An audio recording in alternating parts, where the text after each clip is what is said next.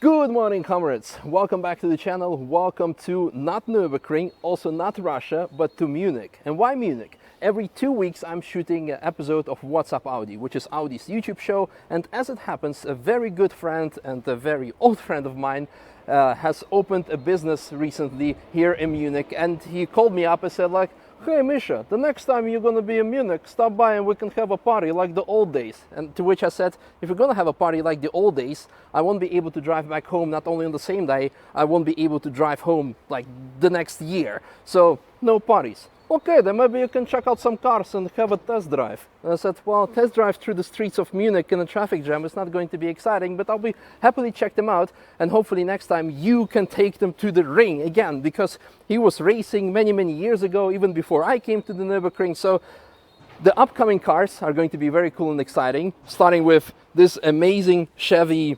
I don't even know what it is actually. A lot of my US audience is probably gonna say like, dude, this looks like an Impala. So I would say I'm gonna go with an Impala because this looks like an Impala. So anyway, what I'm trying to say, lots of cool cars. Let us know in the comments which ones he should take to the ring, and hopefully we can have a go in it. Maybe also sideways with the Silvia. We have another Silvia over there, but everything else is inside. So I forgot to mention what the business is. It is Unlim Car Club GmbH. It is detailing. So as you can expect, you can also check out on the website or also Instagram page. You can come here for detailing, have your car detailed, but also wrapping, I believe, and now with the cars. Of course, pure Nürburgring Widowmaker ring tool GT2 996. As mentioned multiple times, this is something that I was never a fan of, but with the years 996 has absolutely grown on me. This is something that I see myself purchasing it, maybe even in some future, maybe not the GT2 version, but even with the base Carrera model, this would be something that I would absolutely love and enjoy. Some motorcycle, I don't know what, but you probably all want to know more about this. Of course, the 300 SL Gullwing. Unlike the modern Mercedes with the V8, or of course a 4-cylinder with the upcoming C63. But let's not talk about the bad things, let's talk about the good glory days when we had straight six, like the BMW, yeah, straight six, and the 300s and the numbers, there is a 300 on the other side, I believe. The 300 stood for actually something, no, not here. Well, it has a 300 SL when the numbers over here stood for actually something, and in this case was a displacement, so it's a 3-liter 6-cylinder engine. Back in the days, a very revolutionary car. Of course, nowadays a very expensive car, very special car. Drum brakes front and back, but it was the first production car with the brake booster, I believe, of around 215 kilometers per hour top speed. I'm not really a classic guy, but I'm a car guy who appreciates cars. And yeah, this could be something for the Nürburgring. We could do our own Mille Miglia and be our own Sterling Moss, but for that we will need to take the roof off. But yeah. Oh, look at that! It's a sticker from another friend of mine. Yeah, it's probably like the only SL in the world with any stickers on it, including the I think that's like a Russian deer, I would say, on it. Then, of course, moving on to the pinnacle, maybe the pinnacle of the day, because I saved the best for the last. We have, of course, the Jaguar XJ220, or maybe we should say XJ sub 200, because, of course, the legend goes, not the legend, but actually the truth, when the car was presented, the name was supposed to be for the amount of miles per hour. 220 was supposed to have completely different engine, but when the car was released, yeah, it could barely do 200 miles per hour. But nevertheless, it is like the 90s hypercar, I would say. Not even I would say, I would just say.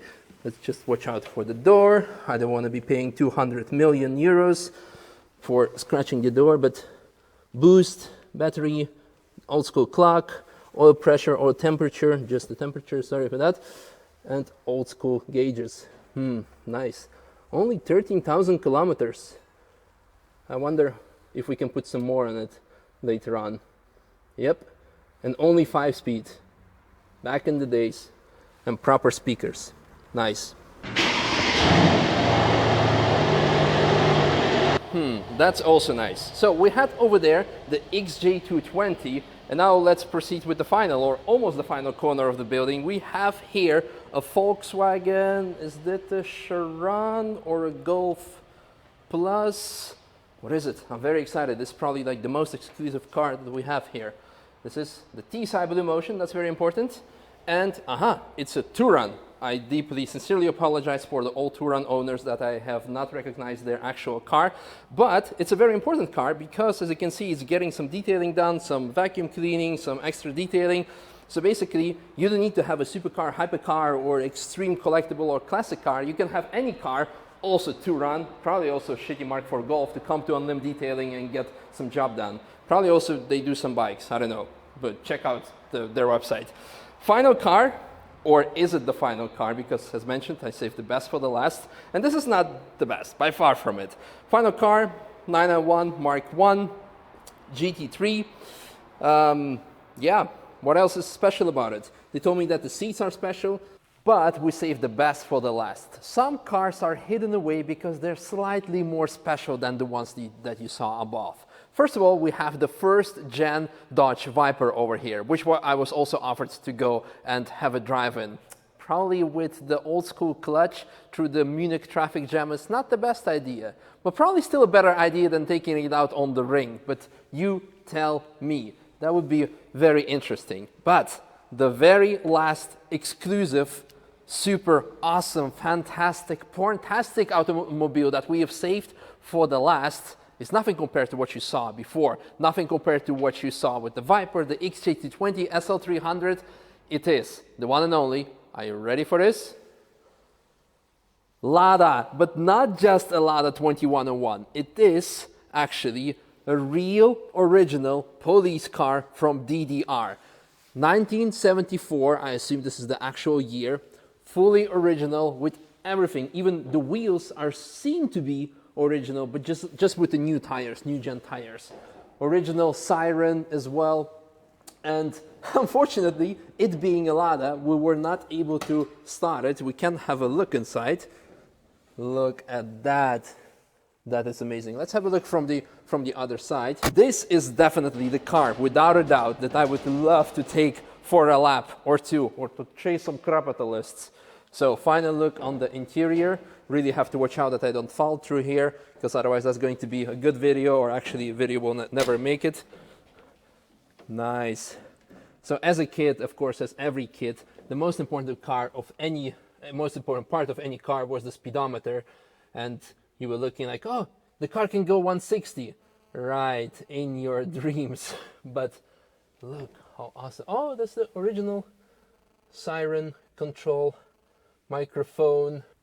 Well, all in all, I think this is it. This is the end of the video. I'd like to say massive thanks to Unlim Detailing for a very warm welcome, for allowing me to have a look at their cars and also opportunity to drive them. Now it's your turn. Let us know what we should take out on the ring. I made my choice, definitely this.